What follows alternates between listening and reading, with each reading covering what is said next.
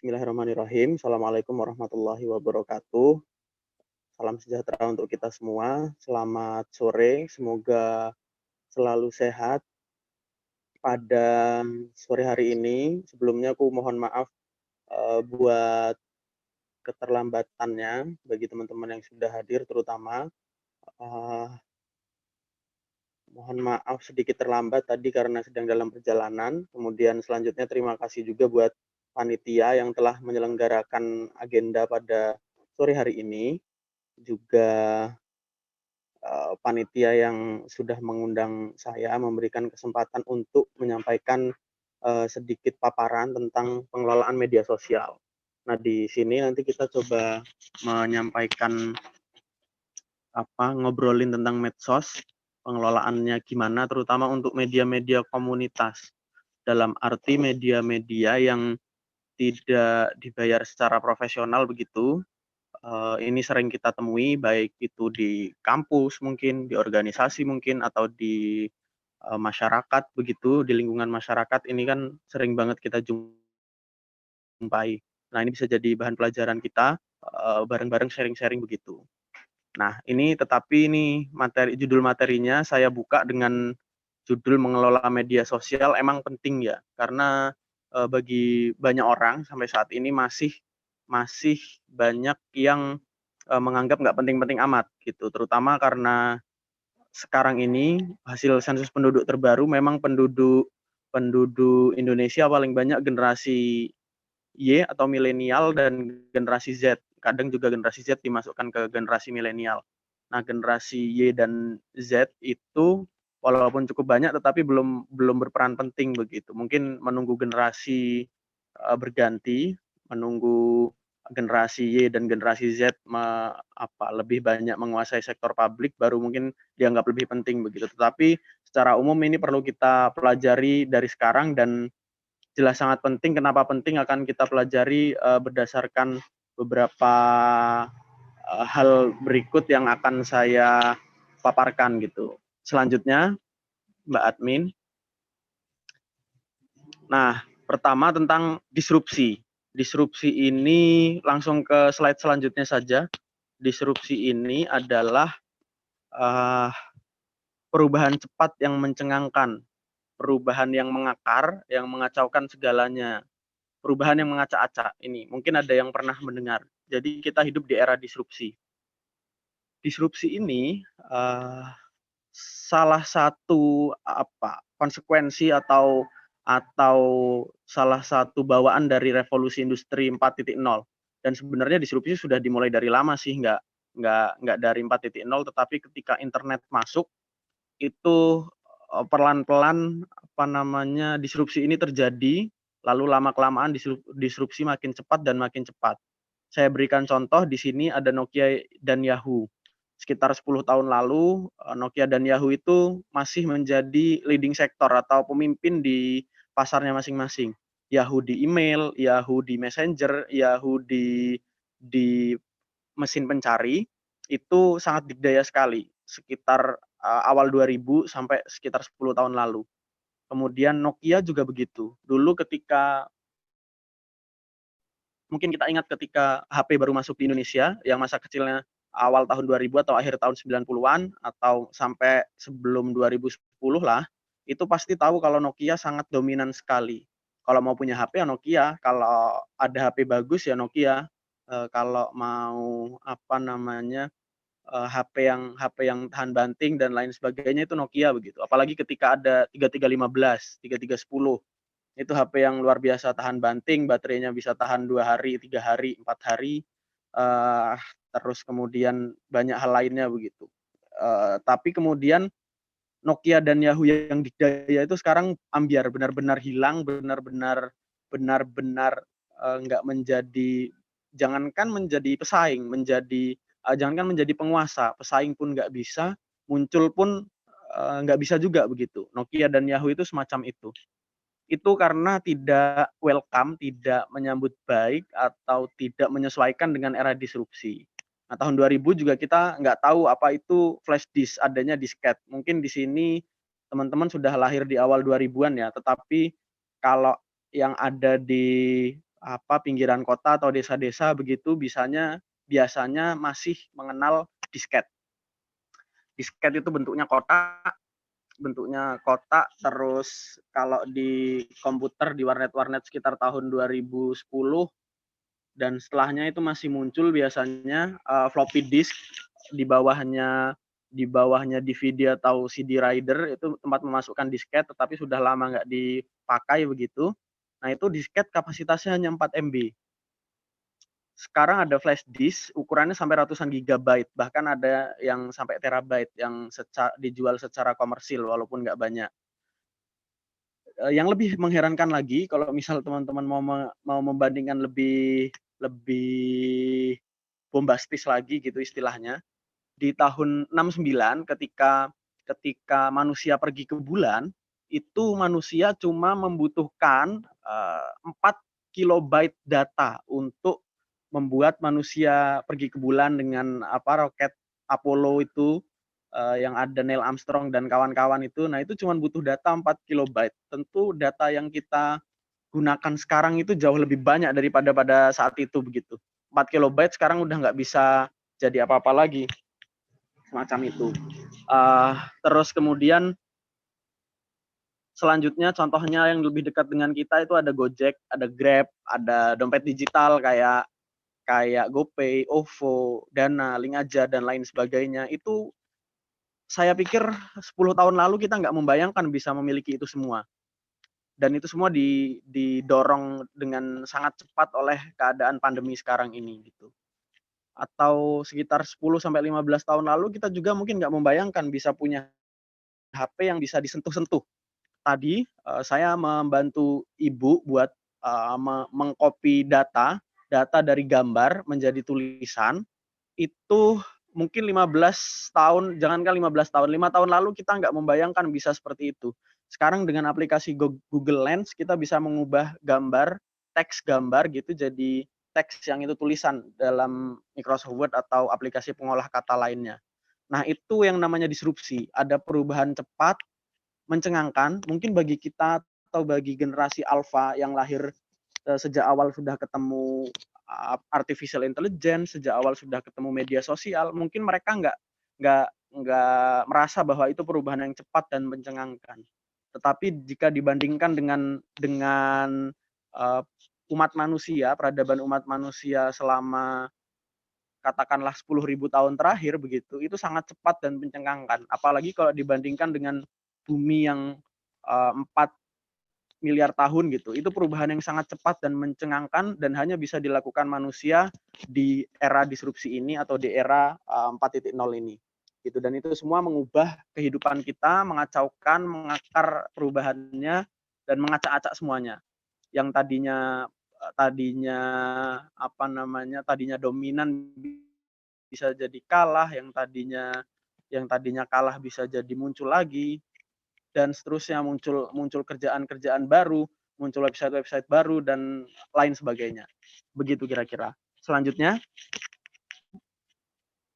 nah ini juga hadir bersama generasi Z dan sifat-sifatnya.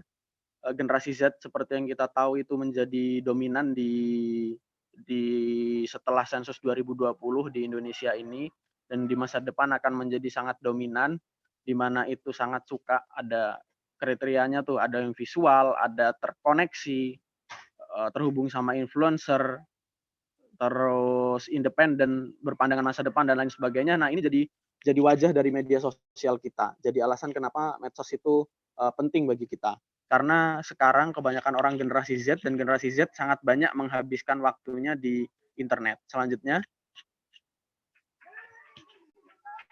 kalau kita pandang ciri keberagamaannya, terutama agama Islam yang saya sorot di sini mungkin juga berlaku di agama lain. Mohon maaf kalau ada teman-teman yang tidak dari kalangan Islam. Tetapi kalau dari Islam, kita bisa menyebut tipe keberagamaan generasi Z ini gaduh-gaduh, nggak akrab dengan organisasi, tapi akrab dengan komunitas, akrab dengan medsos, dan lain sebagainya.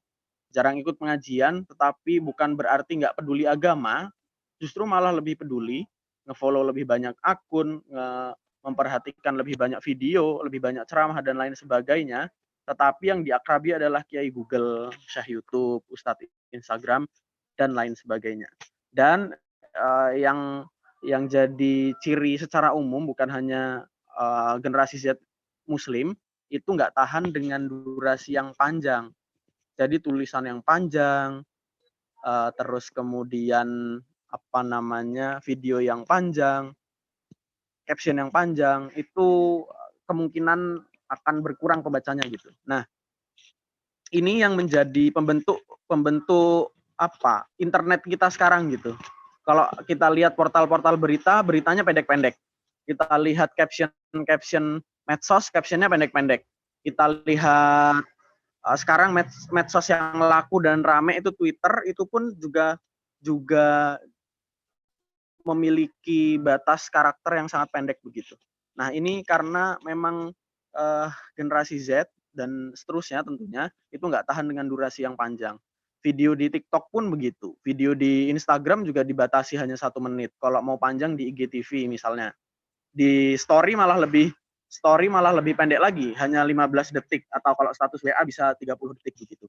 Itu jadi ciri-ciri generasi Z dan keberagamaannya tentunya. Selanjutnya, di sini aku memberikan data sedikit dari Hootsuite. Nah, kalau di Indonesia kita bisa lihat jumlah HP lebih banyak daripada jumlah populasi. Pengguna internetnya sekitar 64%. Dalam arti mayoritas orang Indonesia itu 64%. Saya juga nggak tahu kenapa di sini ada pengguna HP lebih banyak daripada pengguna internet begitu. Mungkin satu orang punya 2 kali ya. Satu orang punya 2 device begitu. Dan medsos digunakan 59% orang atau sekitar 160 juta. Bayangkan 160 juta orang datang dari Indonesia saja begitu. Ini peluang yang sangat besar tentunya. Ini survei tahun 2020 karena yang 2021 sepertinya belum keluar. Selanjutnya, Mbak Latifah. Ini juga ada data total pengguna internet. Ada total pengguna internet 175 juta dan total penggunaan internet setiap harinya. Sekitar 7 jam 59 menit hampir 8 jam. 8 jam sehari bayangkan. 8 jam sehari kita menggunakan internet. Berarti kalau 8 jam sehari itu sudah sepertiga hidup kita. Misal kita alokasikan 8 jam untuk 8 jam untuk istirahat gitu, tidur atau mungkin ibadah dan lain sebagainya. Terus kemudian bisa 8 jam untuk kerja, belajar dan lain sebagainya. Tapi ini sisanya 8 jam berarti mungkin makin banyak orang-orang yang kerja sambil internetan, entah itu untuk kepentingan bisnisnya, kepentingan pekerjaannya, atau juga kepentingan di luar itu begitu, disambi-sambi kerja begitu, misal cari hiburan, istirahat dan chatting dan seterusnya, begitu. Dan pertumbuhannya juga sangat pesat ya, sekitar 25 juta itu. Selanjutnya, di sini juga ada ini, kebanyakan orang menggunakan mobile phone atau HP. Jadi kebanyakan orang menggunakan HP, terus baru disusul dengan laptop. Kebanyakan orang menggunakan HP, maka ini yang mengharuskan kalau kita punya website, kalau kita punya konten-konten medsos itu menyesuaikan HP-nya, kalau menyesuaikan device-nya. Jadi kalau pakai HP ya gimana caranya caption-nya pendek itu tadi, gimana caranya beberapa kali swipe selesai begitu. Gimana caranya gambarnya menyesuaikan HP gitu. Jadi kalau di Twitter rasionya berapa, kalau di Instagram rasionya kotak misalnya yang umum, atau kalau di story biasanya yang bermasalah begitu, itu disesuaikan rasionya dengan konten-konten kita. Kira-kira kayak gitu. Selanjutnya. Nah, ini yang didata oleh Facebook. Pengguna Facebook paling banyak umurnya sekitar 25-34, disusul 18-24. Tetapi biasanya yang aktif itu usia 25 ke atas itu sampai kemudian di usia sekitar 40 atau 50-an. Ini Facebook. Ini dari Facebook, terus selanjutnya di situ disebutkan juga Instagram karena gabung ya, Facebook sama Instagram. Ini gimana perilaku orang-orang bermedsos. Jadi perilaku orang-orang bermedsos itu kira-kira dari 8 jam tadi menggunakan internet, 3,5 jam itu digunakan untuk medsos. Bayangin teman-teman, jadi 3,5 jam digunakan untuk medsos, hampir setengah dari aktivitas orang-orang di internet itu untuk medsos. Ini jadi peluang kita untuk gimana caranya me-manage medsos itu dengan baik dan menyesuaikan dari 24 jam, hanya 3 jam kira-kira orang-orang itu aktif di medsos. Nah, itu jam berapa aja, itu jadi bagian dari yang perlu dilakukan oleh admin nanti, yang perlu dideteksi oleh admin begitu. Gitu, dan bahkan setiap orang secara rata-rata itu punya 10,1 akun medsos. Semua di total. Setiap orang punya 10,1 akun medsos. Mungkin termasuk admin ya. Jadi kalau teman-teman dihitung admin begitu, itu bisa menghitung jumlahnya dan lebih banyak dari pengguna internet itu sendiri begitu kira-kira. Nah, selanjutnya yang paling banyak dipakai ada YouTube, WA. Kalau WA itu bisa disebut medsos atau bisa disebut aplikasi pesan instan juga. Berarti kalau gitu Facebook, selanjutnya Instagram dan Twitter. Mungkin nanti di data tahun 2021 yang Twitter terutama akan mengalami peningkatan. Nah, ini yang teman-teman perlu perhatikan. Jadi Facebook paling banyak, Instagram menyusul, kemudian Twitter. Tetapi kalau untuk anak muda biasanya yang paling banyak adalah Instagram dan Twitter. Maka bisa kita fokuskan pembahasan kali ini untuk Instagram dan Twitter. Selanjutnya, dan satu faktor lagi ke depan kenapa kita harus memperhatikan pengelolaan medsos, karena 5G bentar lagi datang. Di tahun 2021 ini 5G bakal datang di Indonesia. Berarti mulai tahun 2022 penetrasinya mulai gencar di kota-kota besar, dan 5G ini luar biasa. Pertama kecepatannya, kedua bisa dilihat di gambar ya. Kalau dibandingkan sama yang sebelumnya, ada Internet of Things. Contoh Internet of Things itu sekarang mulai muncul Google Nest itu, yang bisa ngomong oke Google di rumah, terus kemudian bisa menghidupkan lampu, bisa menghidupkan AC, bisa menyesuaikan AC, bisa mengendalikan vacuum cleaner yang otomatis, bisa kemudian mengawasi CCTV dan lain sebagainya. Itu bersatu lewat jaringan internet begitu, itu akan makin masif, bakal makin masif. Kecepatannya juga luar biasa. Karena kecepatan yang luar biasa, maka video-video Ultra HD, Ultra HD itu akan makin gencar gitu. Bahkan 5G itu kalau misal di teknologinya secara umum bisa dilakukan operasi oleh dokter menggunakan semacam robot dari jarak 100 atau 200 kilo begitu masih bisa, dan itu sudah diuji coba, operasinya berhasil begitu. Walaupun belum belum apa belum secara publik dipasarkan atau belum umum begitu, tetapi itu membuktikan 5G ini yang ditawarkan oleh 5G luar biasa sekali. Bukan hanya kecepatannya, tetapi latensinya rendah. Jadi ibaratnya kalau kita ngezoom biasa nih, gambarnya itu masih nggak kompak dengan omongannya. Misal ada gambar saya nih, ngomong terus kemudian gambarnya ada selisih dengan suaranya datang lebih cepat begitu dari gambarnya. Maka besok kalau jaringannya 5G, nggak terjadi yang semacam itu. Begitu. Nah, itu jadi alasan penggunaan internet dan medsos akan makin masif lagi ke depannya. Sehingga kita juga harus makin kreatif, harus makin paham, harus kalau belum mulai ya mulai dari sekarang, kalau belum paham ya belajar dari sekarang begitu. Selanjutnya, Mbak Latifah. Nah, dulu ngadmin medsos itu keahlian sampingan. sekarang jadi keahlian yang penting banget. Eee, Akun medsos bisa mengkampanyekan banyak hal. Mungkin kalau untuk menggerakkan medsos untuk memenangkan sesuatu, misalnya pemilu, itu belum pasti ya.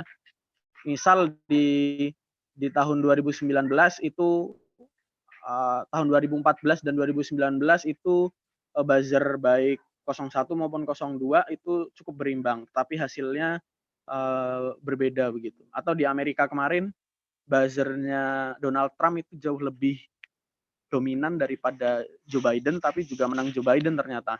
Tetapi untuk menggerakkan sesuatu untuk jualan, untuk mempromosikan nilai-nilai, untuk mempromosikan acara, termasuk acara ini nih, itu kan medsos jadi penting banget begitu. Orang-orang bahkan nggak perlu bersurat secara fisik lagi, karena udah bisa disampaikan di medsos.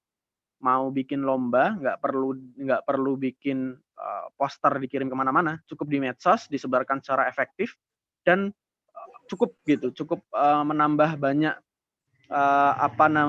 menambah banyak peserta begitu. Jadi kayak gitu. Medsos sekarang bisa diandalkan sekali dan makin lama makin keahlian yang penting banget. Sekarang banyak institusi pemerintah maupun perusahaan berani membayar besar orang-orang atau admin medsos begitu untuk kepentingan perusahaannya atau untuk kepentingan institusinya. Gitu. Jadi ini ke depan akan makin penting sekali. Kalau banyak pekerjaan hilang karena revolusi industri 4.0, justru admin medsos, data analyst dan lain sebagainya itu lagi berjaya atau jaya-jayanya gitu. Maka ini jadi peluang bagi kita semua. Selanjutnya, nah kita nggak bisa mengandalkan penguasaan media itu tumbuh sendiri di sekitar kita, di komunitas kita, di organisasi kita. Kita harus menumbuhkan, memunculkan, memasukkan itu semua dalam agenda perkaderan resmi gitu. Atau kalau misal di komunitas ya acara-acara komunitas yang resmi. Kalau di kampus, di organisasi kampus ya di acara-acara resminya. Kalau misal di BEM pelatihan kepemimpinannya mungkin dan lain sebagainya begitu. Jadi kita harus menjadikan media itu jadi keterampilan dasar yang perlu dikuasai semua orang gitu. Jadi kalau sebelumnya sebelum disrupsi kita istilahnya humas itu menjadi sampingan, divisi sampingan, sekarang kemampuan humas itu harus dikuasai oleh semua orang gitu, bahkan oleh ketua gitu. Jadi itu yang membedakan sebelum dan setelah disrupsi. Kira-kira kayak gitu. Nah, ini yang perlu kita perhatikan dan perlu perlu kita perlu kita gerakkan. Jadi dari perkaderan resminya itu perlu kita gerakkan. Benar nih acara kayak gini bagus, saya sepakat banget gitu. Tetapi dari acara-acara yang lebih resmi itu apa, bisa kita, gerakkan penguasaan media, menumbuhkan penguasaan media, memunculkan keterampilan-keterampilan dan lain sebagainya, gitu. Nggak apa-apa Mbak Latifah, biarin aja, tadi ada yang kepencet sepertinya. Nah, itu kita kita perlu memperhatikan itu semua dan memasukkan di agenda-agenda resmi kita. Semua orang kalau bisa menguasai urusan media ini, biar tahu suka dukanya juga. Jadi ngadmin itu nggak hanya bikin status terus kemudian di-post, nggak kayak gitu. Gitu. Selanjutnya, Mbak Latifah. Nah, ini ternyata berlanjut ininya. Apa namanya?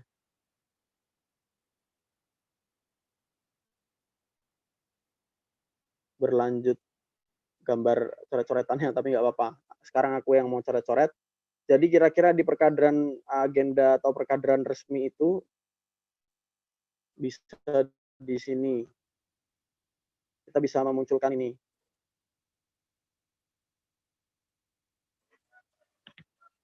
buzzer-buzzer ini. Jadi pertama ada konten kreator, ada influencer, terus ada buzzer. Nah, kira-kira kita minimal menumbuhkan ini. Kalau di skala yang lebih tinggi ya influencer ini. Kalau konten kreator nggak bisa didesain di perkaderan secara umum, harus ada latihan khususnya karena dia kemampuan yang khusus banget gitu. Tapi kalau misal influencer lalu buzzer itu bisa banget ditumbuhkan.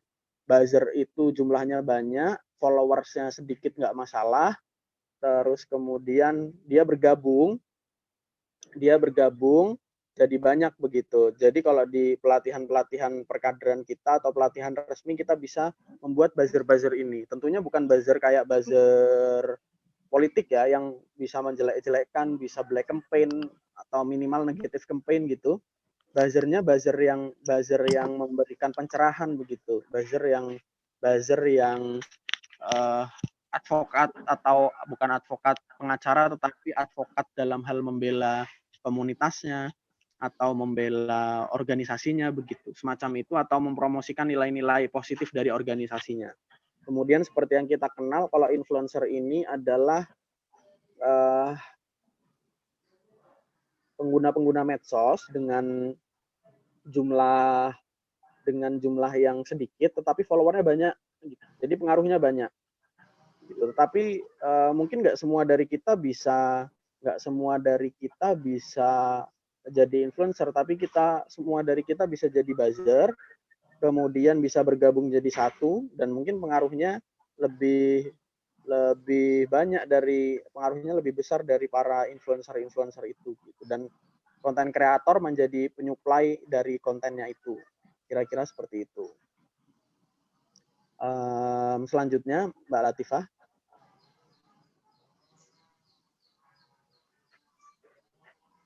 Dan mindsetnya untuk pengelolaan media sosial memang harus memunculkan buzzer-buzzer itu. Selanjutnya Mbak Admin. Memunculkan buzzer-buzzer atau influencer-influencer karena admin sendirian tuh nggak bisa gitu. Admin medsos sendirian itu nggak bisa, harus didukung oleh teman-teman semuanya gitu. Jadi dalam satu organisasi atau satu institusi itu nggak bisa kalau hanya mengandalkan admin saja gitu. Kemudian ada satu pertanyaan. Apa yang membedakan admin medsos yang baik dengan yang biasa-biasa aja? Salah garisnya. Ini mungkin ada yang berpengalaman. Apa yang membedakan admin medsos yang baik dengan yang biasa-biasa aja? Biasa-biasa aja mungkin kayak kita nih, masih pemula, masih belajar, dan lain sebagainya. Atau yang baik, yang luar biasa itu kalau yang sudah di media-media nasional, sudah di akun-akun selebgram, terus kemudian apa namanya, sampai ke pemerintah yang bagus atau akun-akun internasional gitu. Nah, kalau teman-teman ada jawaban bisa di-share di bawah, nanti bisa jadi bahan diskusi juga. Bisa di-share di chat gitu. Ini ada yang nyebut di kolom chat itu tadi kontennya. Atau teman-teman pasti punya akun-akun medsos favorit yang sering dikunjungi, sering di-like, sering di-share gitu. Pasti punya akun-akun favorit yang menarik perhatian atau mungkin masuk ke explore gitu. Nah, apa yang membedakan mereka admin akun itu, akun-akun tersebut gitu dengan kita, dengan admin yang mungkin masih biasa-biasa aja atau masih pemula? Lalu ada konten yang dihasilkan. Oke, of course pasti konten sangat penting sekali. Itu bisa jadi perhatian teman-teman ya. Kontennya itu bisa jadi perhatian dari kualitasnya, dari kuantitasnya, frekuensinya gitu. Itu perlu banget jadi perhatian. Sambil menunggu mungkin ada yang punya ide lain selanjutnya. Kalau dirangkum semuanya, saya memberikan 2 hal. Pertama, detail. Nanti ada yang kedua, tetapi pertama detail dulu. Detail, baik di dalam hal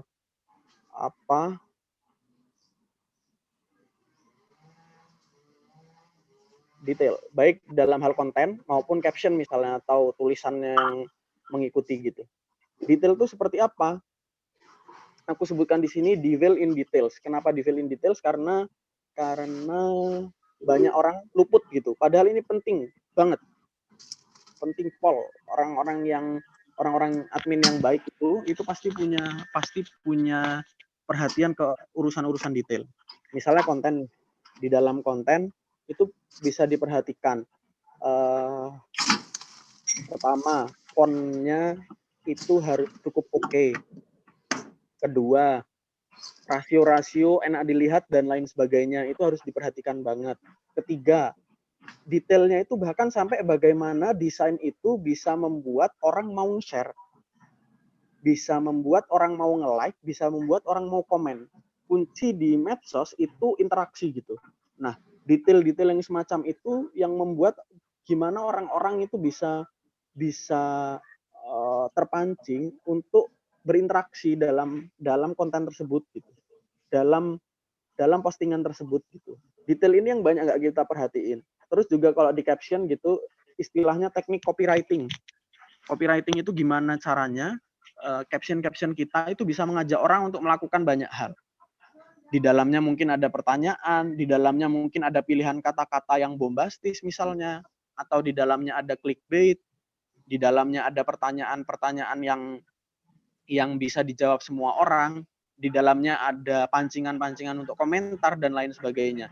Ini yang mungkin belum banyak kita perhatiin gitu. Kalau kita perhatiin sekarang ya yang kita perhatiin paling nge-share, kalau misal acara nih, nge-share nama, nge-share waktunya, pembicaranya, udah gitu aja gitu. Tetapi kita harus memperhatikan detail gitu. Mana yang ditaruh di atas, di di bagian atas caption, mana yang ditaruh di tengah, mana yang ditaruh di bawah, memakai berapa hashtag apa aja, itu yang banyak nggak diperhatikan oleh pemegang akun-akun medsos yang secara umum masih pemula gitu. Kayak gitu. Itu nggak banyak itu perbedaan sedikit saja itu sangat berarti banget. Bisa teman-teman perhatikan, coba akun-akun favorit kita deh, coba diperhatikan gimana dia membentuk caption, gimana dia membentuk konten. Iya tadi bener, ada kontennya bagus, selalu ada konten, tetapi konten seperti apa gitu. Satu yang aku rangkumkan itu detail dari kontennya itu gitu. Itu jadi perhatian banget. Aku kasih salah satu contoh media yang infografisnya menarik itu tirto.id, itu punya akun Instagram dan komentarnya selalu rame. Kenapa rame? Karena di dalam desain biasanya pasti ada kartun-kartun yang isi kata-katanya itu bikin salah fokus gitu dan enak banget dikomentari gitu. Nah, semacam itu yang perlu kita contoh, detail-detail kecil tetapi bisa diperhatikan orang dan itu jadi poin penting gitu. Bisa juga mungkin di captionnya, bisa juga di kontennya itu tadi. Pertama detail, dan kedua yang perlu kita perhatikan juga selanjutnya, Mbak Latifah, modal. Nah, ini modal nggak bisa kita pungkiri, kita perlu modal kalau dalam admin medsos.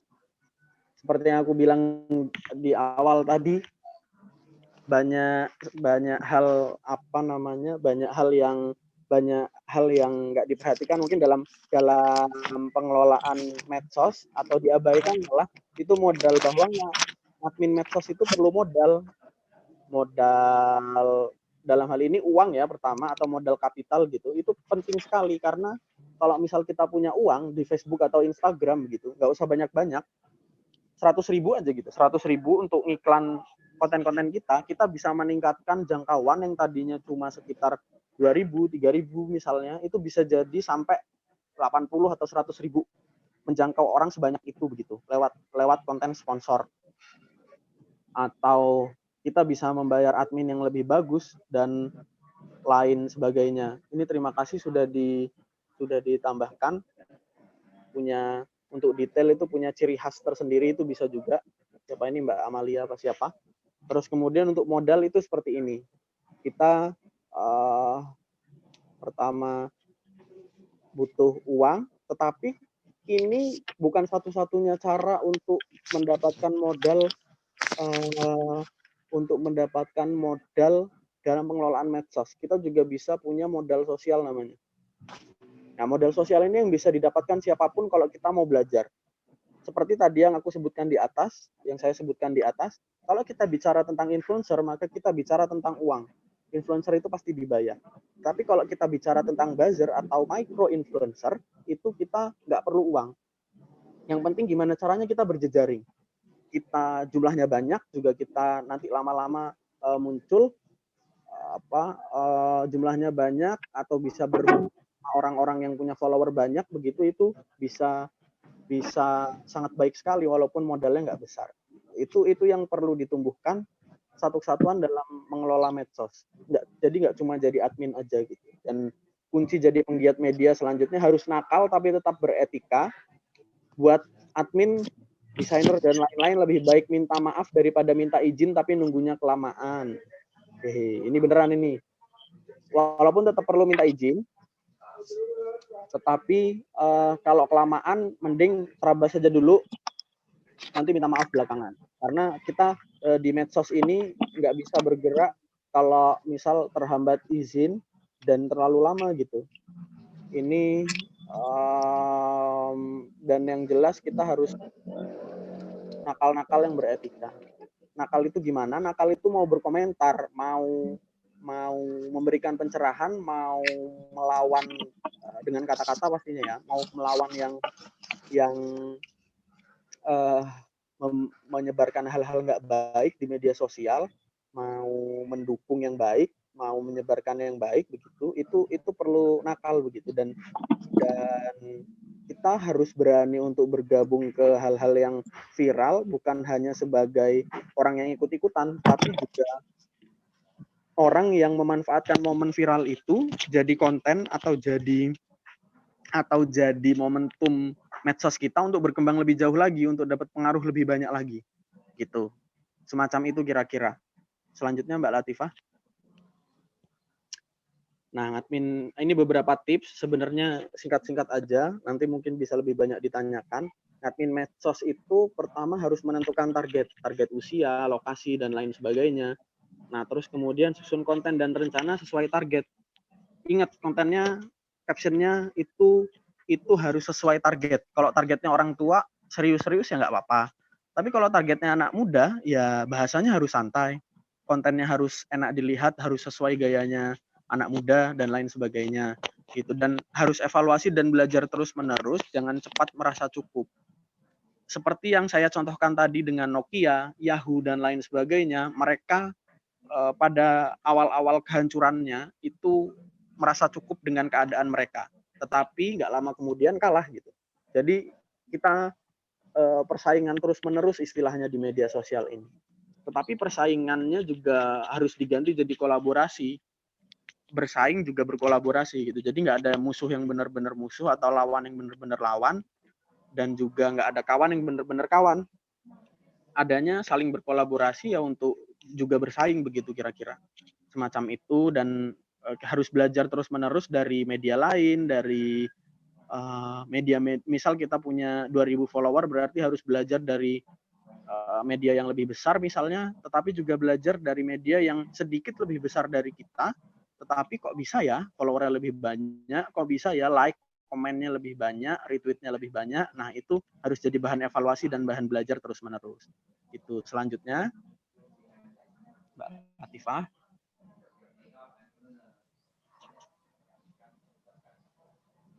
Nah, komponen utama dari pengelolaan medsos itu kira-kira admin dan desainer. Itu aja cukup, jumlahnya disesuaikan aja, dan perlu memilih medsos utama. Biasanya Instagram, Twitter, Facebook. Cukup pilih 2 aja, tetapi serius gitu. Jangan semua dimasukin tetapi nggak serius. Gitu. Kalaupun mau punya semua ya nggak apa-apa, tetapi yang diseriusi 2, yang satu paling nggak punya lah. Kalau suatu saat media itu populer gitu misalnya, atau sesuai dengan target kita, itu baru bisa diseriusi lagi gitu. Kalau di Instagram nanti harus main di konten yang bagus, caption yang bagus, hashtag dan lain sebagainya. Kalau di Twitter itu harus mengikuti arus viral-viralnya pada saat itu. Kalau di Facebook itu harus bersatu atau masuk ke grup-grup. Facebook itu kekuatannya di grup. Kalau ada konten-konten lucu dari Facebook biasanya juga datang dari grup. Dan banyak di grup di Facebook yang anggotanya ribuan, puluhan ribu atau ratusan ribu gitu. Itu perlu ke arah sana. Perlu sedalam itu kita ngadminnya mempromosikan konten-konten kita atau mempromosikan agenda-agenda kita dan lain sebagainya. Dan terus belajar, medsos itu sangat dinamis. Hari ini A, besok bisa B, besoknya C, trennya bisa cepat berganti. Fitur-fitur medsos juga berganti. Kalau nggak menyesuaikan diri, kita bisa bingung. Selanjutnya.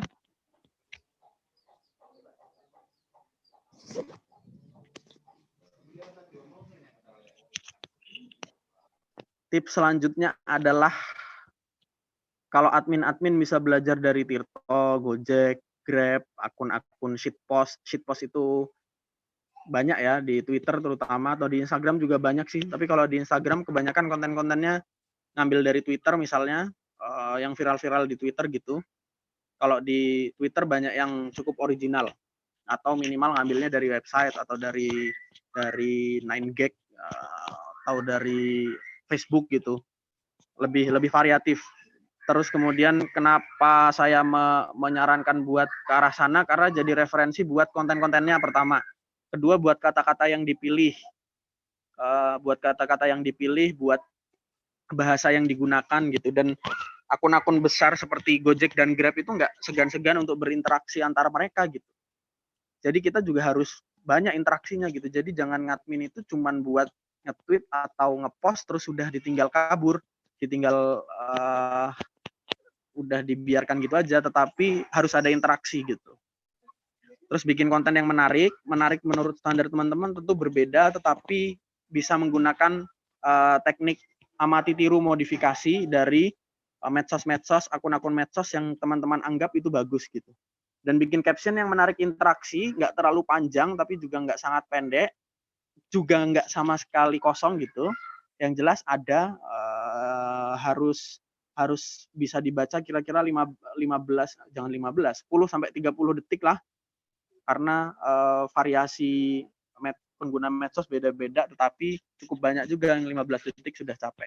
Dan harus sabar, bergerak terus, ngadmin terus, berkembang terus, dan lama-kelamaan pasti manis hasilnya. Selanjutnya.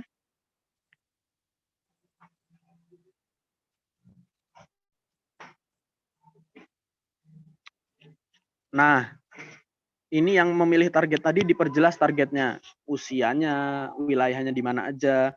Kalau misal komunitas kita kelasnya kampus, berarti target kita ya di kota tersebut. Kalau komunitas kita atau organisasi kita kelasnya provinsi, ya berarti di provinsi tersebut gitu. Kalau targetnya provinsi, di provinsi tersebut. Kalau kelas nasional ya nasional, tetapi nasional pun nggak bisa pukul rata gitu. Kita harus menyadari bahwa penduduk Indonesia paling banyak di Pulau Jawa. Dengan demikian perlu menyasar ke arah sana gitu. Ke arah konten-konten yang kebanyakan terkait dengan Pulau Jawa, walaupun bukan sangat spesifik seperti bahasa Jawa misalnya ya, tetapi kegiatan-kegiatannya atau yang viral-viral itu banyak di Pulau Jawa tentunya gitu. Nah, kampanye terus menambah followers dari target itu. Kampanyenya bisa macam-macam, bisa saling sharing dengan yang tadi yang saya sebutkan sebagai buzzer tadi. Teman-teman, jadi misal teman-teman di satu organisasi nih, ada adminnya, taruhlah ada 3 orang admin.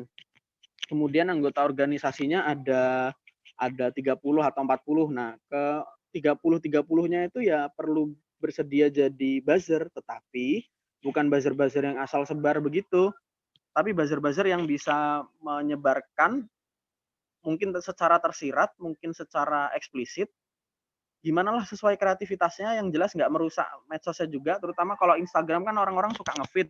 Nah, gimana caranya di Instagram misal dibagi lewat story, atau dibagi lewat story tetapi hanya bentuknya cerita gitu, sesuai kreativitas teman-teman masing-masing.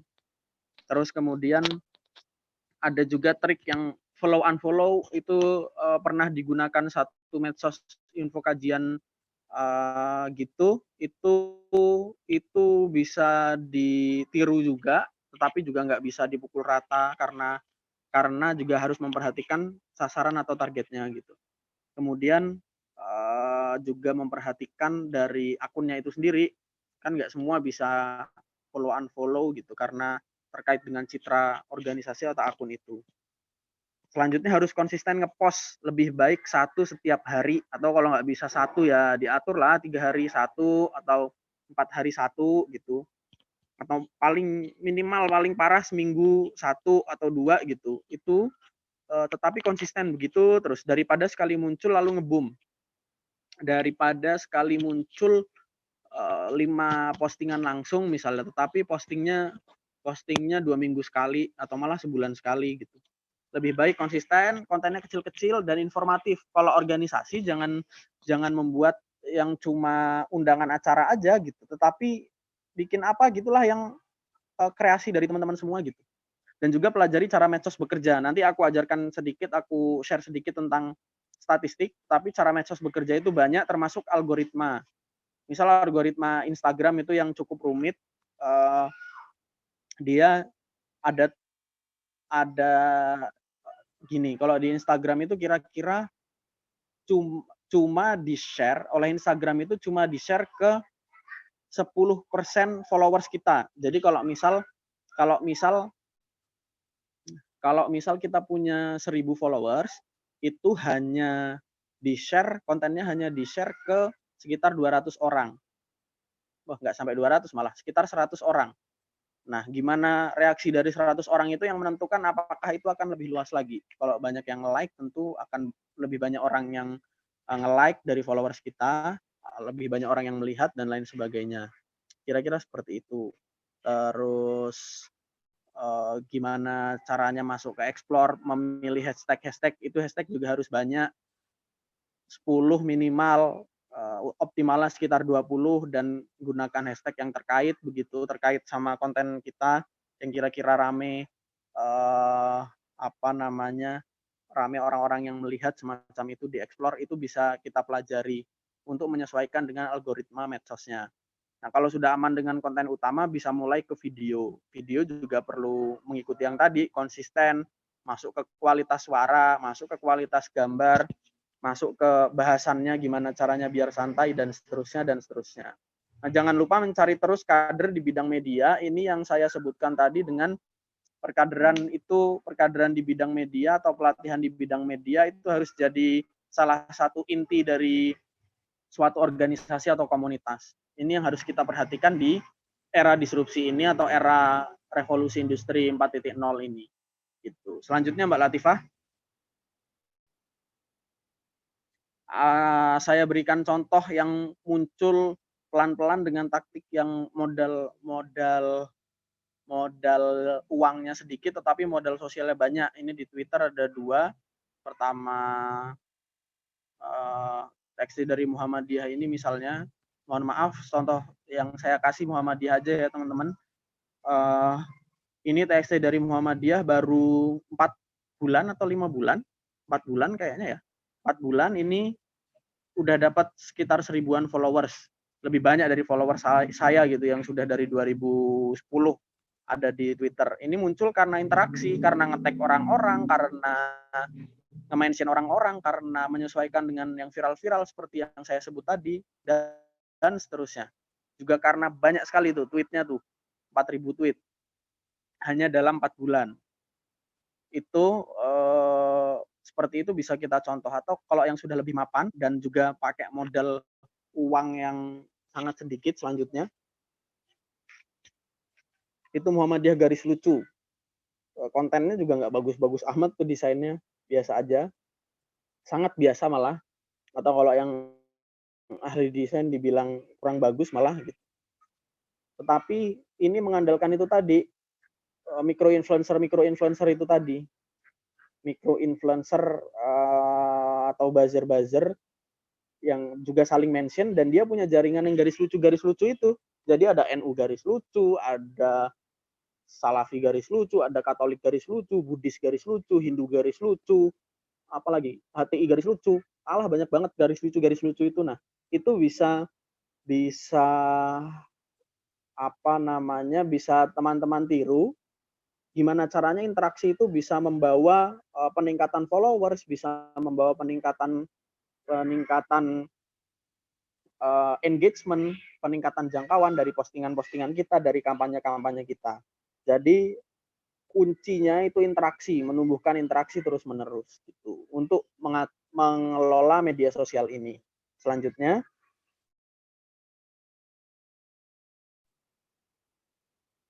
sepertinya nggak lama lagi selesai nih, selanjutnya Mbak Latifah.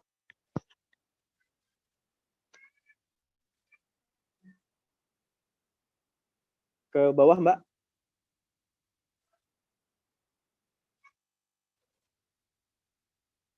Oke, kebablasan Mbak.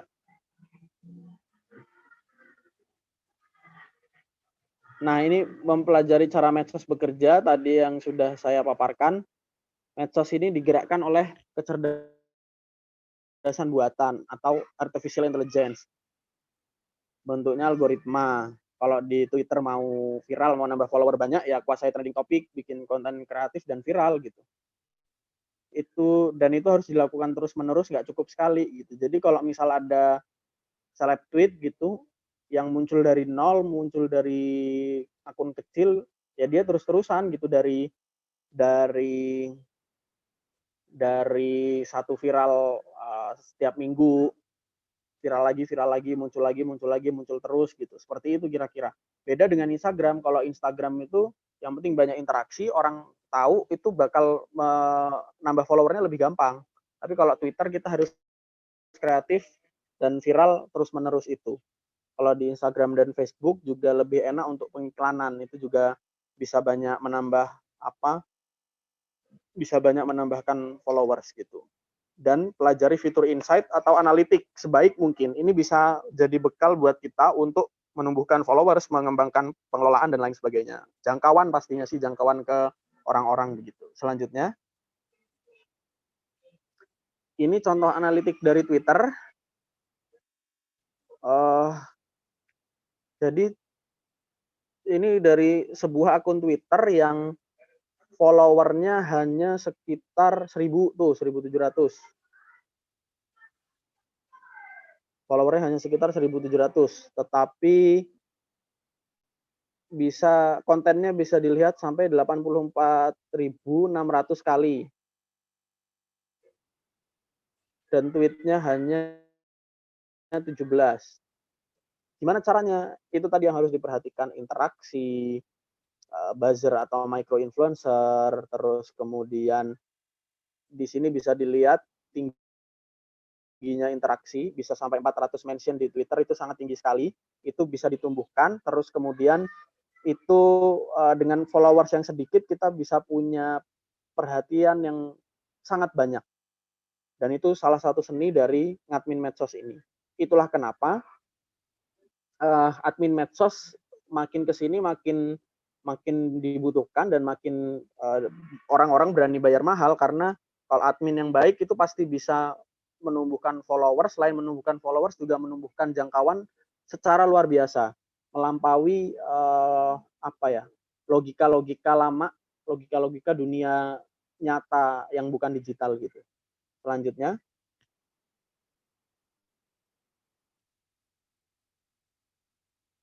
Selanjutnya, saya bawakan contoh dari Instagram. Di sini bisa dilihat ada peningkatan pesat dari followers dalam beberapa hari, lalu diikuti dengan penurunan. Tetapi peningkatannya masih sangat besar sekali. Nah, itu bisa dari data ini bisa diperhatikan, bisa jadi bahan pertanyaan buat kita. Kenapa pada hari-hari itu orang-orang follow? Apa sebabnya gitu? Kok bisa sih orang-orang follow gitu? Kok bisa orang-orang mau follow sebanyak itu jumlahnya gitu? Itu bisa ratusan follow-nya, kalau misal 4 hari atau 5 hari ya berarti bisa seribuan, itu sangat lumayan banget gitu. Nah, itu kenapa itu bisa jadi bahan pertanyaan buat kita. Pertanyaan selanjutnya ini bagian lokasinya. Lokasinya banyak di Jogja, di Jakarta, di Bandung, Surabaya, dan Bekasi. Nah, itu tadi bisa kita sesuaikan sama yang kebutuhan tadi, wilayah atau targetnya tadi. Sudah benar apa belum? Kalau benar, gimana caranya kita menarget ke sana? Misal kalau kita punya dana, kita ngiklan, targetnya, misal kita mau menumbuhkan yang Bandung tuh, targetnya ya Bandung, gitu. Kita spesifik targetnya ke sana. Atau kontennya disesuaikan dengan yang Bandung, captionnya disesuaikan dengan bahasan-bahasan di Bandung, terus kemudian hashtagnya disesuaikan dengan bahasan-bahasan di Bandung juga, gitu. Pun begitu kalau teman-teman IMM UGM misalnya mau menumbuhkan gimana caranya followernya banyak di kota Jogja, gitu. Itu menyesuaikan dengan konten-konten maupun caption-captionnya yang sesuai dengan keadaan di kota Jogja atau followers dari kota Jogja, gitu. Selanjutnya, ini usianya, bisa dilihat usianya. Di situ ini juga lagi-lagi bisa jadi pertanyaan untuk kita, apakah sudah sesuai target, porsi laki-laki dan perempuannya gimana, gitu. Ini biasanya berlaku juga di influencer atau selebgram. Kalau misal teman-teman ke depan jadi influencer atau selebgram, biasanya kalau yang laki-laki pasti banyak perempuan yang nge-follow. Kalau perempuan pasti banyak laki-laki yang nge-follow, gitu. Terus kesesuaian konten-kontennya gimana? Kalau misal ada konten-konten yang khusus tentang bahasan perempuan, misalnya bahasan gender, dan itu menyasar khususnya ke perempuan misalnya. Coba dilihat apakah gendernya sudah sesuai apa belum, gitu. Kalau belum sesuai berarti harus disesuaikan. Gimana caranya promosinya bisa kita susun, misal promosi ke grup-grup atau ke komunitas-komunitas yang perempuan, kita sebarkan, kita minta follow orang-orang yang perempuan dan nge-share, kita minta tolong ke teman-teman yang followernya lumayan banyak dan nge-share, kita bikin rencana khusus buat nambah follower yang perempuan, misalnya seperti itu. Itu bisa sangat disesuaikan sekali, dan yang jelas harus dipelajari dari fitur insight. Fitur insight ini bisa didapatkan langsung kalau misal kita mengubah akun kita di Instagram jadi professional account. Selanjutnya, Mbak Latifah, mungkin tinggal beberapa terakhir. Ini yang paling penting sih dari yang tadi. Kita bisa lihat di sini. Di sini ini ada harinya. Hari yang paling banyak pengguna Instagram, follower kita aktif, itu bisa dilihat. Yang kedua bisa dilihat ini apa namanya, jamnya ini bisa dilihat paling aktif jam berapa, gitu. Nah, di sini bisa kita lihat, di sini yang paling aktif ternyata jam 6, terus ya jam 9 sampai jam 6 lah. Berarti kalau misal ngadmin, tipsnya adalah jangan ngadmin di luar rentang jam itu. Paling lambat ngadmin kalau sore atau malam itu ya sekitar jam 6. Kecuali kalau akun kita adalah akun berita misalnya. Akun kita adalah akun berita yang breaking news betulan, atau kita di Twitter. Kalau di Twitter itu sampai jam 10 masih oke, selama itu selama itu sesuai beritanya, ada breaking news, gitu. Tapi kan akun kita biasanya akun-akun komunitas yang bukan bersifat berita, gitu. Maka kita harus memperhatikan jamnya. Pokoknya kalau di Instagram dilihat referensinya, jamnya sekitar jam 9, jam 12, jam 3, jam 6, sekitar itu waktu-waktunya. Jadi jangan setelah ini, kalau misal ada teman-teman yang jadi admin, jangan ngadmin di atas jam 7 atau jam 8, gitu. Nanti sedikit jangkauannya, sangat sedikit. Juga jangan ngadmin terlalu pagi, misalnya sebelum subuh, gitu. Itu juga nggak baik begitu. Tetapi coba bisa ngadmin disesuaikan dengan jam-jamnya ini. Ini masih masuk fitur insight yang bisa didapatkan semua kalau mengubah akunnya jadi professional account. Selanjutnya,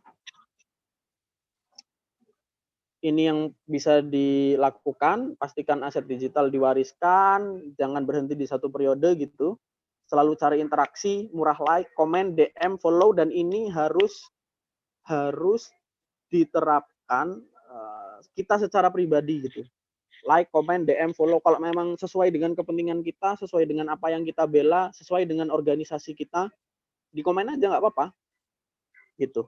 Jadi jangan bodo amat, jangan dibiarkan saja. Dan inovasi terus-menerus, etika dikedepankan, pahami hukumnya, hak cipta, font, ilustrasi, dan lain-lain, dan jangan baper. Selanjutnya, ada don'ts. Mbak Latifah.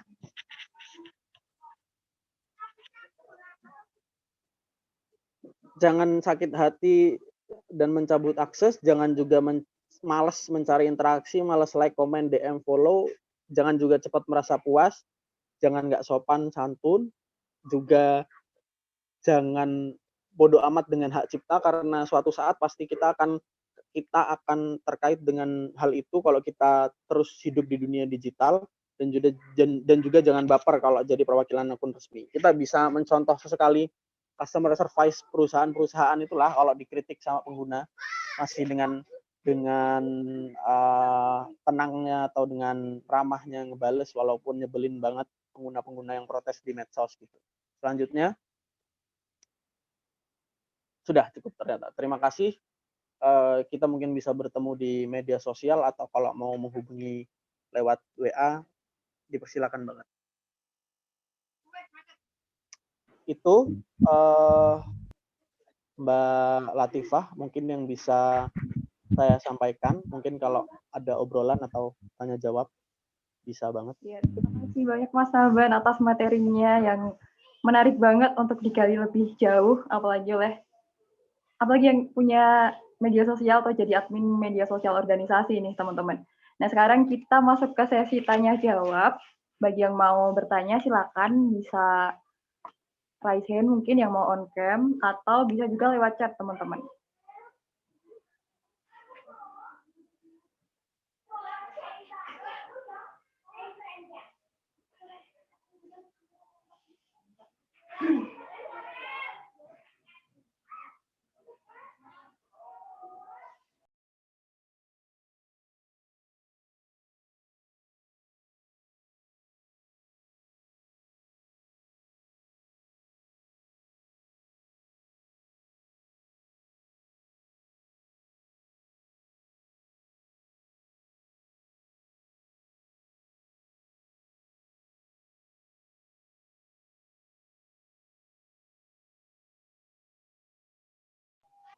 Ya, silakan teman-teman yang mau nanya mungkin.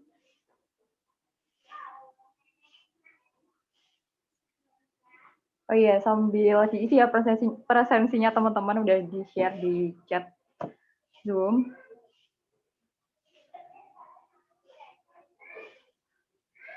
Mas, karena belum ada yang mau nanya, aku mau nanya boleh nggak? Silakan.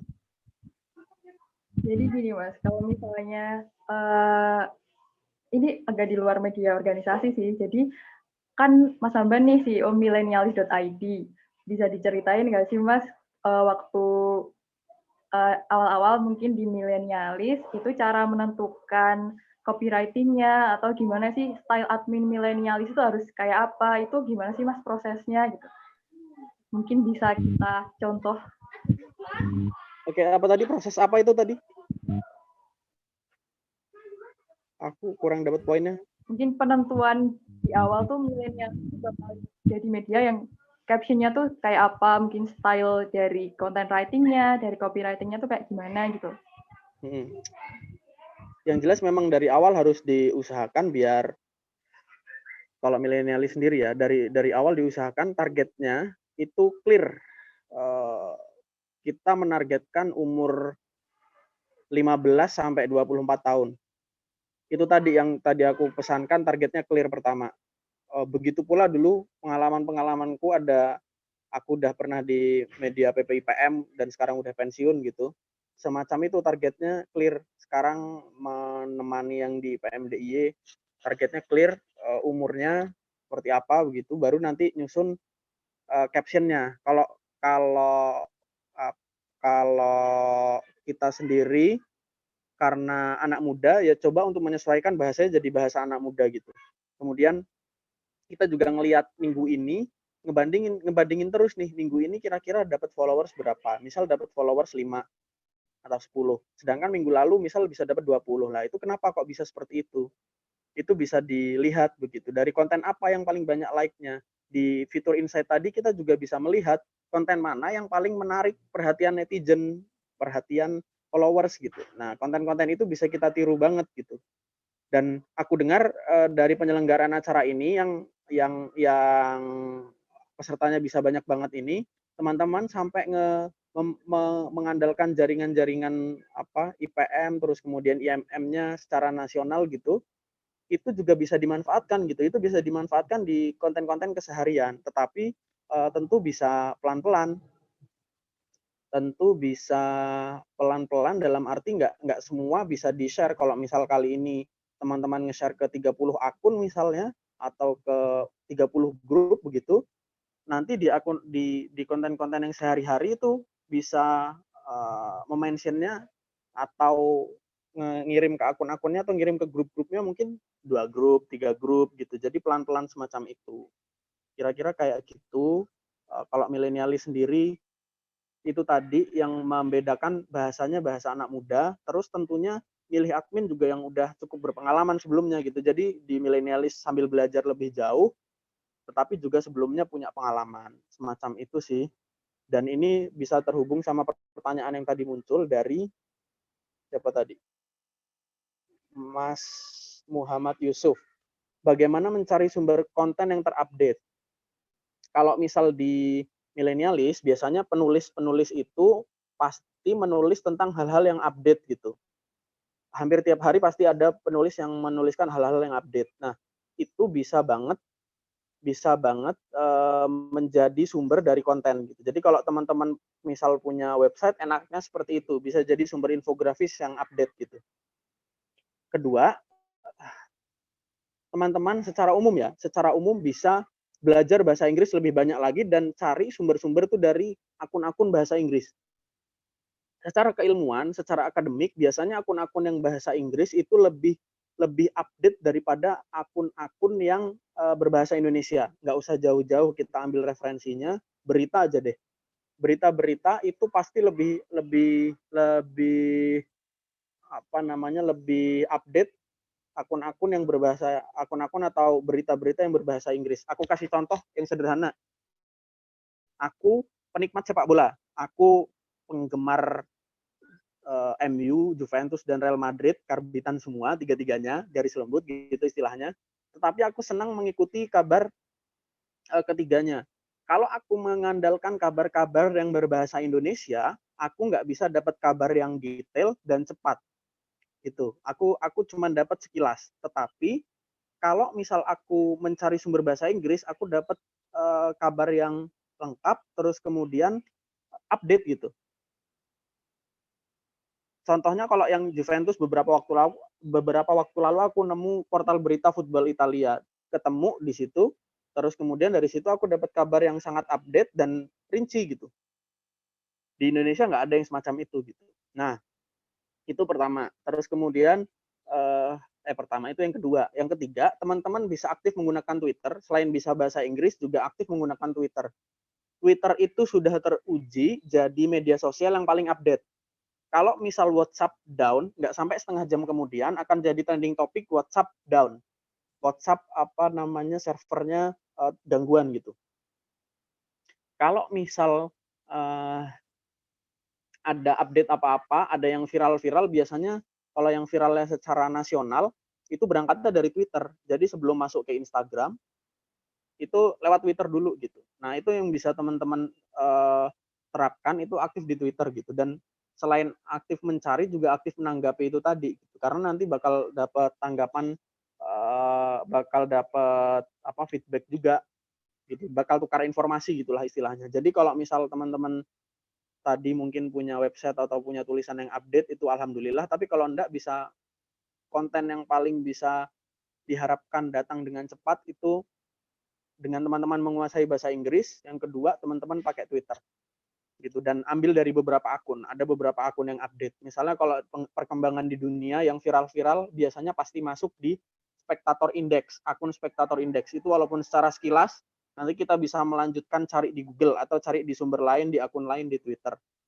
Itu bisa kita follow.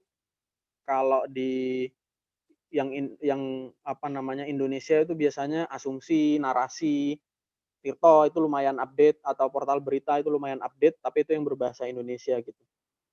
Itu kira-kira 3 tips itu tadi sih kalau yang konten, untuk urusan konten begitu. Itu ya, semoga cukup menjawab buat buat pertanyaan dari Yusuf. Kemudian tahap dari Mbak Amelia Buana dari UNES.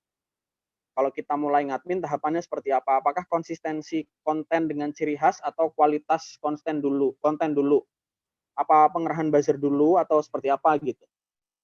Jadi yang pertama, tentu dengan yang aku sebutkan tadi, kita biasanya punya modal sosial dan nggak punya modal kapital, atau kalau punya modal kapital juga seadanya, nggak sebanyak perusahaan-perusahaan atau institusi pemerintah.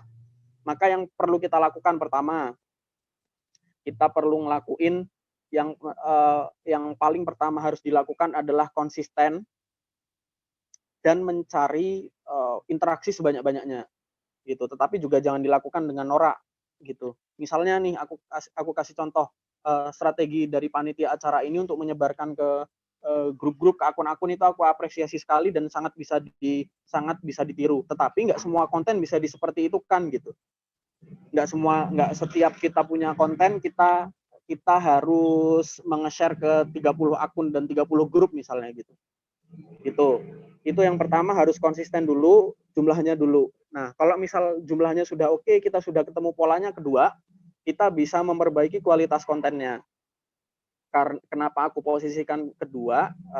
Karena kualitas konten ini kita bisa belajar dari waktu ke waktu gitu. Kalau di awal-awal, apa yang kita anggap bagus di awal itu mungkin bisa berubah gitu. Apa yang kita anggap bagus sekarang, ke depan bisa berubah. Jangankan konten-konten atau desain-desain biasa, logo aja bisa berubah gitu. Logo korporasi itu biasanya 10 tahun sekali itu berubah, karena memang zamannya berubah gitu. Kalau secara konten biasanya dalam setahun itu bakal terjadi pergeseran tren. Misalnya saya kasih gambaran 4 tahun terakhir deh, 4 atau 5 tahun terakhir. Dulu muncul desain-desain yang itu harus ada template-nya, harus ada semacam frame-nya gitu. Terus kemudian sekarang lebih simpel. Dulu sekitar 3 tahun lalu itu belum ngetren berita-berita yang bentuk video pendek itu, yang apa namanya, berita-berita yang pokoknya dijadikan video, itulah semacam itu, video-video pendek itu sekitar 30 detik atau 1 menit. Tetapi setahun atau 2 tahun belakangan itu makin populer begitu. Nah, itu bisa berubah seiring berjalannya waktu. Jadi yang kedua, kontennya dulu, kedua baru kualitas kontennya, dan setelah itu coba ditumbuhkan buzzer-buzzernya itu. Dan yang aku pesankan, buzzer ini bukan berarti buzzer yang ganas-ganas, negatif dan black campaign seperti yang dilakukan buzzer-buzzer bayaran di Twitter ya, buzzer-buzzer politik ya. Tetapi buzzer-buzzer yang organik aja gitu. Gimana caranya kalau misal kita punya organisasi dan organisasi kita punya medsos, kita sebarkan begitu. Tetapi sebelum itu harus kita pastikan konsisten dan kemudian juga kualitasnya bagus, desain-desainnya.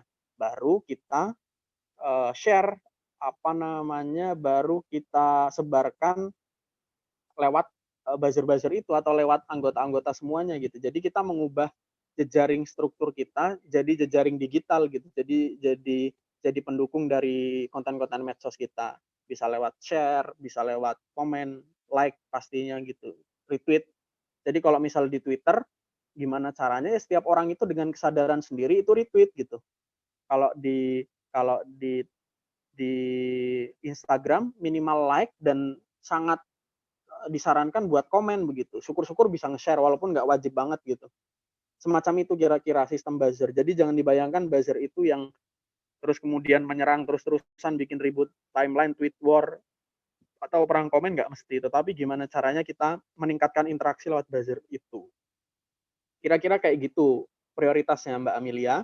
Selanjutnya, semoga cukup ya. Selanjutnya aku coba menjawab Mas Ahmad Solahuddin. Misal kita buat akun yang berisi nasihat-nasihat, terus sudah banyak followers, lalu kita ganti jadi konten jual beli, apakah bisa? Bisa-bisa aja. Itu juga yang lazim dilakukan oleh pihak-pihak yang jual beli akun gitu, jual beli akun medsos. Tetapi tentu akan ada penurunan dan nggak masalah sih, nanti akan recover. Kira-kira yang akan bertahan itu sekitar 70% dari followers kalau kita punya konten yang menarik. Kalau kita nggak punya konten yang menarik, ya udah siap-siap ditinggal lebih banyak lagi dari followers kita gitu. Itu jadi sangat nggak masalah untuk mengubah akun-akun itu, tetapi tentunya kalau konten-konten yang nggak pas, ya konten-konten yang nggak menarik ya bakal ditinggal orangnya juga gitu. Itu kira-kira Mas Ahmad Solahuddin. Terus kemudian Mas Temon, dalam konten sosmed organisasi membuat konten merupakan tanggung jawab admin atau semua orang. Nah, ini yang harus jadi perhatian. Kita selain perlu belajar tentang buzzer tadi, semua orang dalam suatu organisasi atau satu komunitas itu harus paham bahwa jangan menumpuk-numpuk pekerjaan. Jadi admin ditumpuk sama desainer sama videografer gitu misalnya, pusing, jeblok gitu otak kita nanti. Bukan otak kita sih, otak adminnya itu sih, dan desainer dan videografer. Karena gini, pertama, mereka tugasnya beda-beda gitu. Jadi banyak kita temukan kalau misal desainer itu fokus ngedesain gitu. Jadi kalau desainer pun itu kalau misal dikasih materi desain itu harus dikasih yang detail.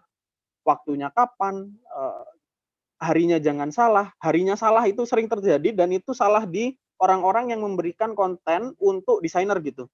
Kenapa kayak gitu? Karena si admin itu kalau ngedesain ya fokus untuk ngedesain gitu. Mungkin ada admin-admin yang bisa nyambi ngelihat hari gitu misalnya, atau nyambi ngelihat jam, atau nyambi ngelihat agenda lain yang misal nggak tabrakan gitu. Tetapi sedikit yang bisa kayak gitu. Jadi kita harus menyesuaikan bahwa desainer ya udah fokus di desainer. Kalau misal ada konten yang harus didesain, si penanggung jawab kontennya itu yang menanggung jawabi gitu. Jangan dipaksa untuk melakukan semuanya. Pun begitu videografer dikasih brief yang rinci, serinci mungkin gitu. Kalau sudah rinci banget dan masih salah, baru kita bisa menyalahkan desainer misalnya atau videografer gitu. Tetapi kalau misal nggak rinci dan dia salah, ya yang salah yang ngasih kontennya itu, yang meminta desainnya itu gitu. Pertama itu, nanti jadi fokusnya terpecah, waktunya habis banyak gitu. Jangan salah, bikin desain itu paling cepat setengah jam sampai 1 jam. Itu belum termasuk revisinya, belum termasuk kalau kepotong jam makan, jam sholat, dan lain sebagainya gitu. Terus itu faktor pertama. Yang kedua, kalau misal kita menumpuk semua tugas di satu orang saja, itu nanti bakal nggak bisa detail. Padahal tadi yang saya bilang di tengah-tengah tadi, apa yang bisa membedakan kita dengan media-media yang berkualitas adalah detail. Bahkan kalau di perusahaan-perusahaan yang bagus atau media-media yang bagus, analisis data itu dipisah dari medsos, dari admin medsos gitu. Itu dipisah. Analisis data dipisah. Nanti videografer dipisah. Videografer pun dipisah, nanti video yang khusus ilustrasi siapa, video yang khusus podcast atau talk show siapa, terus nanti yang biasa modelnya reportase siapa, itu dipisah gitu. Nah, jadi untuk menjadikan medsos kita lebih detail dan kemudian pekerjaannya itu bisa fokus dan nggak menyita banyak waktu kita, karena kalau di media komunitas kan biasanya aktivitas kita mungkin kerja atau kuliah dan disambi organisasi dan bukan sebaliknya gitu. Nah, itu membuat waktu kita terbatas untuk organisasi itu. Jadi kita harus membagi tugas dengan proporsional itu tadi gitu. Kira-kira kayak gitu ya Mas Temon, semoga menjawab. Gitu. Mungkin itu Mbak Latifah.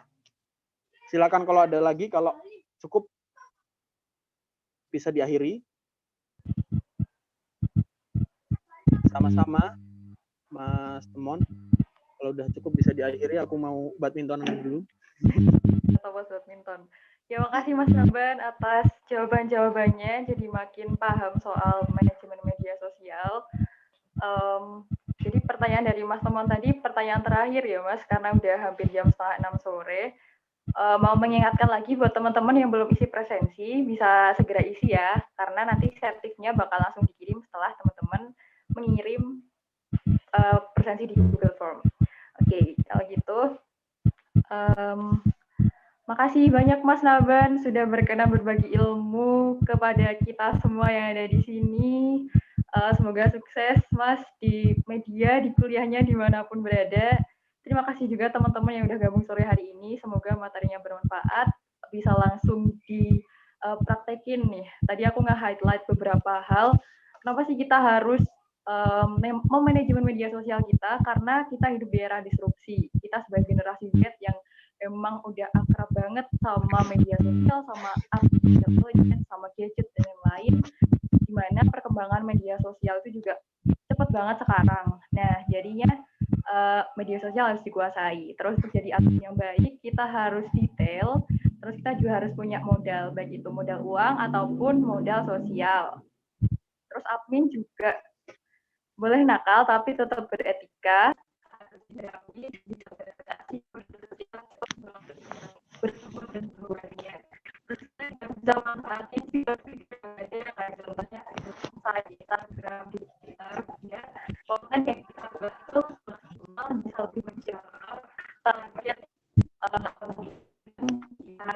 tentu di awal. Pesannya dari juga sempat tentang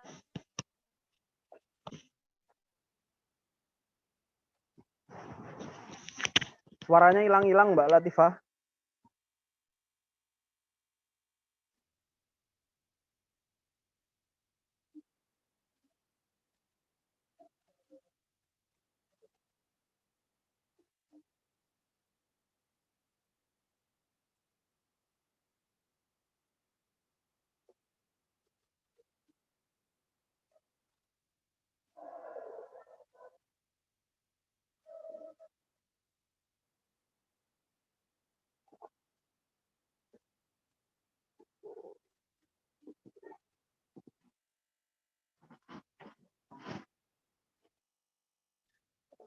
Halo Mbak Latifah, suaranya hilang.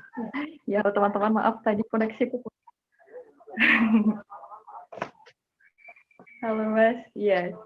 Jadi itu tadi, aku udah sampai mana ya? Tadilah manfaatkan fitur insight sama tugas di media. Nah, itu tadi beberapa yang bisa aku highlight dari materinya Mas Naban.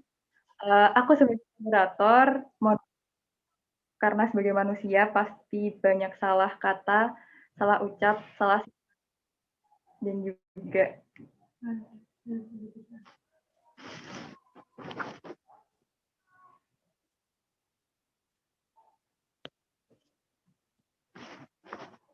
Oke. Makasih Latifah. Aku setelah ini pamit ya. Mungkin terima kasih buat teman-teman semua. Kalau misal butuh ngobrol-ngobrol lanjutan bisa lewat medsos ataupun lewat bersama dulu. WA langsung. Udah itu aja sih dari aku. Terima kasih. Assalamualaikum warahmatullahi wabarakatuh. Semoga selalu sehat dan berbahagia. Mau foto bareng?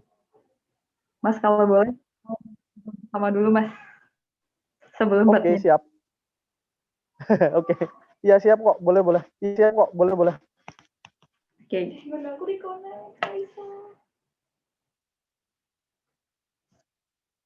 Jadi sekarang mohon dibuka open cam semuanya teman-teman. Sama.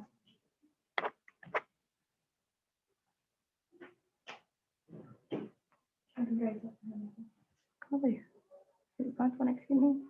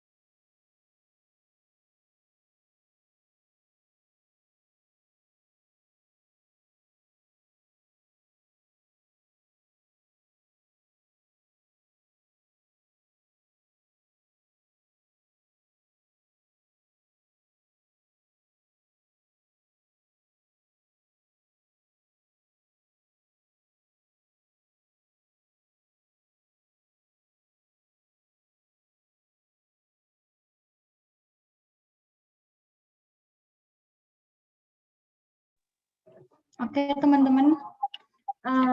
Kita foto bareng ya. Bagi yang nggak on cam, apakah mau masih on cam?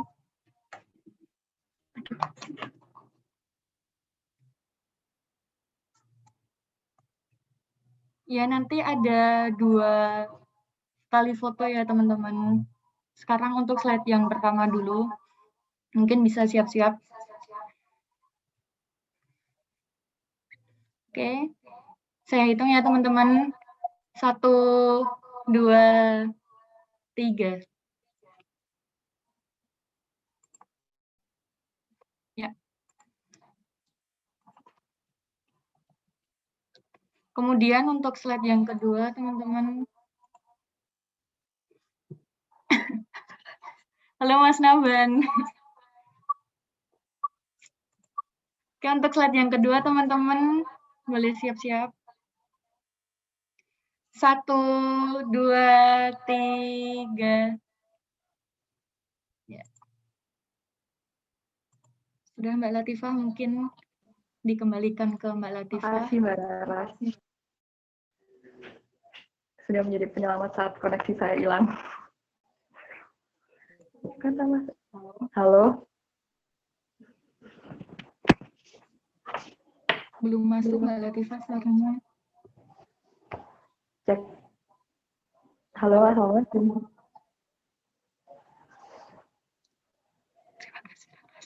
Sama-sama ya.